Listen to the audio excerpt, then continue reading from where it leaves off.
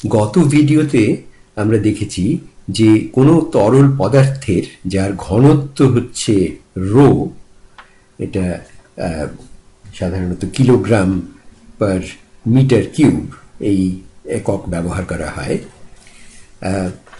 H গভীরতায় চাপ হবে H rho জি, যেখানে জি হচ্ছে ওই মহাকর্ষের ত্বরণ পৃথিবীতে। মনে করো একটা পাত্রে পারদ রাখা রয়েছে এবং একটি উল্টো টিউবে পারদের স্তম্ভ রয়েছে। ওই পারদের স্তম্ভের ওপরটিতে শূন্য, ওখানে কোনো বায়ু নেই। যে বায়ুমণ্ডলের চাপ পারদ কলামটির চাপের সমান হবে। এটা হচ্ছে কেন? এটা পাস্কেলের নিয়ম অনুসারে এটা হচ্ছে। আর আমাদের দেওয়া আছে যে পারদ বা মার্কিউরি, যে হাইড্রোজিয়াম HG দিয়ে অনেক সময় বোঝানো হয়, সেটা হচ্ছে 13.6 গুণ ঘন জলের তুলনায়। তাহলে এই পারদের ঘনত্বটা হবে 13.6 কে গুণ করতে হবে জলের ঘনত্ব, যেটা আমরা দেখেছিলাম 1000 কিলোগ্রাম পার মিটার কিউব। হ্যাঁ, তো তাহলে এটার ফল হচ্ছে 13,600 কিলোগ্রাম পার মিটার কিউব।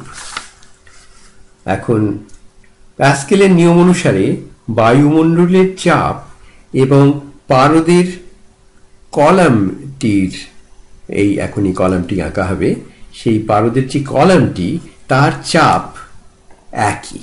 কারণ ধরা যাক আমরা ওই টিউবটির ঠিক নিচেকার যে কিনারা, সেখানের একটা বিন্দুর কথা যদি ভাবো, তাহলে সেখানে, এবং সেটা স্থির রয়েছে, তার মানে তার উপরে চাপগুলো কাটাকাটি হয়ে গেছে। কাজেই ওই যে যেটা হচ্ছে আমাদের বায়ুমণ্ডলের চাপ, যাকে অ্যাটমসফিয়ার বলা হয় অনেক সময়, সেটা এবং এই যে টিউবের মধ্যে যে পারদের কলাম, তার যে চাপটা ওখানে এসে পৌঁছচ্ছে এই উচ্চতার স্তম্ভটির, এরা দুজনে সমান হতে বাধ্য। কাজেই এখন ওই এইচ রো জিটা তো আমি হিসেব করে দেখেছি 103,000 পাস্কেল বা 103,000 নিউটন বাই মিটার স্কোয়ার। আচ্ছা, এখান থেকে আমরা পেয়ে যাচ্ছি এইচ এর মান, কারণ অন্য সবগুলোই জানা আছে। রোটা দেওয়া আছে, জি পৃথিবীর মহাকর্ষ, সেটা আমরা জানি। কাজেই এটা সোজা হিসেব, এটা যে কোনো একটা ক্যালকুলেটর দিয়ে এটাকে কষলেই দেখা যাবে। এটা উত্তর হচ্ছে 0.77 মিটার, যেটা হচ্ছে 77 সেন্টিমিটার, যা হচ্ছে 30 ইঞ্চি প্রায়। তাই বায়ুমণ্ডলের চাপ মাপার যন্ত্র ব্যারোমিটার ঠিক এইভাবেই কাজ করে। পারদ এত ঘন বলে কলমটির উচ্চতা তেমন বেশি নয়, কিন্তু জলের ব্যারোমিটার, যেটা অবশ্য খুবই অসুবিধার হবে। কেন অসুবিধা হবে সেটা এখনই বুঝতে পারছো, যে জলের ব্যারোমিটার হলে ওই কলামটির উচ্চতা কত হতো দেখো। এই 30 ইঞ্চির, যেটা হচ্ছে 2.5 ফুট প্রায়, তার 13.6 গুণ বেশি। কাজেই 30কে 13.6 দিয়ে গুণ করলে যত ইঞ্চি, তত, বা তাকে 12 দিয়ে ভাগ করলে তত ফুট হয়। এটা হিসেব কষলেই দেখতে পাবে এটা হচ্ছে 34 ফুট।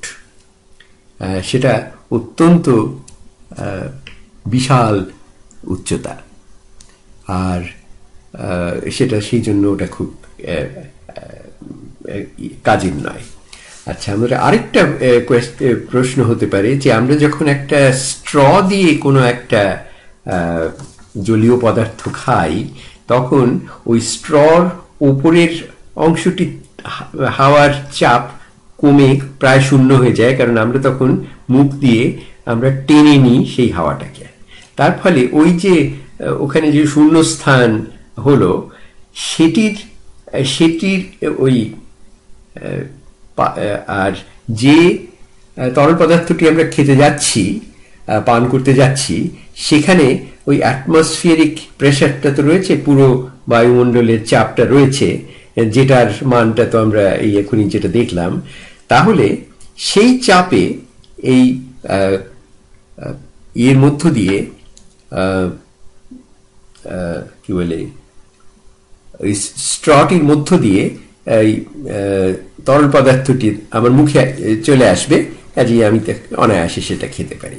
এখন প্রশ্ন হচ্ছে, যদিও সেটা করা সহজ নয়, তবুও তুমি যদি একটা বাড়ির দোতলায় বসে একতলায় যে জলীয় পদার্থটা রাখা আছে, একটা কোকা কোলার বোতলের মধ্যে একটা বিশাল লম্বা একটা স্ট্র কেউ জোগাড় করে তোমায় দিত, এবং সেখান থেকে তুমি খুব জোরে ওটাকে যদি শূন্য স্থান তৈরি করতে ওই লম্বা স্ট্রটির মধ্যে, তাহলে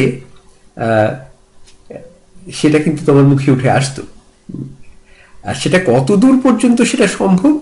34 ফুট পর্যন্ত, মানে জল যদি খাও তাহলে, এবং অন্যান্য লিকুইড হলে সেটা একটু হয়তো তফাৎ হবে।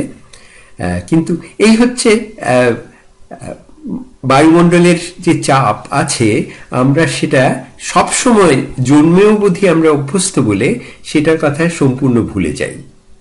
এবং সেটাকে প্রমাণ করার কতগুলো সহজ উপায় আছে, সেগুলোর কথা আমরা পরে আলোচনা করব।